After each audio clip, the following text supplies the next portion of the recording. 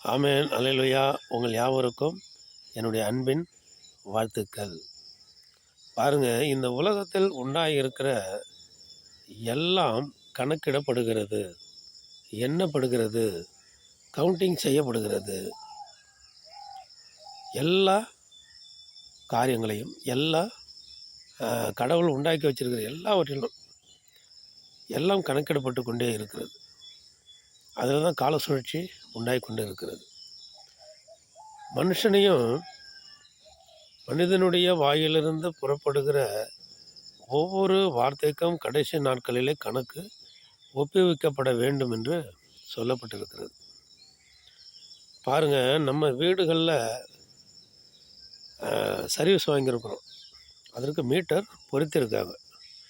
அந்த மீட்டரில் எத்தனை யூனிட் அதில் ஓடி இருக்கு, எவ்வளோ யூனிட் போயிருக்குன்னு சொல்லி, ஒவ்வொரு யூனிட்டுக்கும் எவ்வளோ ரூபான்னு சொல்லி அவங்க மாதந்தோறும் என்ன பண்ணுறாங்க, கணக்கிட்டு இவ்வளவு தொகை கட்ட வேண்டும் என்று சொல்லி அவங்க சொல்கிறாங்க. அதன் பிறகு தான் எவ்வளோ ரூபாய் நம்ம மின்சார வாரியத்தில் கட்ட வேண்டும். இபிஐயில் கொண்டு கட்டுறோம். பணத்தை இபிஐயில் கொண்டு போய் நம்ம கட்டுறோம்.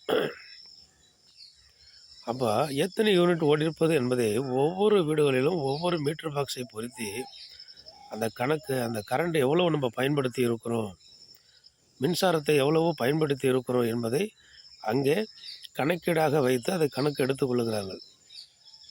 அதில் உள்ள ரூபாயை நம்ம கட்டி ஆக வேண்டும்.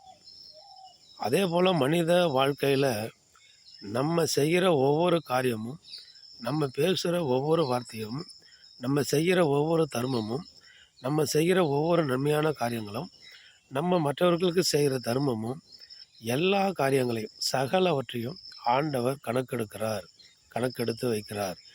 எப்படி மீட்டர் பாக்ஸை கணக்கெடுத்து அதுக்குள்ளே ரூபாயை கட்டுகிறோமோ, கடைசி நாட்களில் மனிதனுடைய முடிவிலும் நம்ம எவ்வளவு நமக்கு உயிரை கொடுத்துருக்கார். அந்த மின்சாரத்தை கொடுத்து அதை கணக்கெடுக்கிறாங்க. நமக்கு ஆண்டவர் இந்த உயிரை கொடுத்திருக்கிறார்.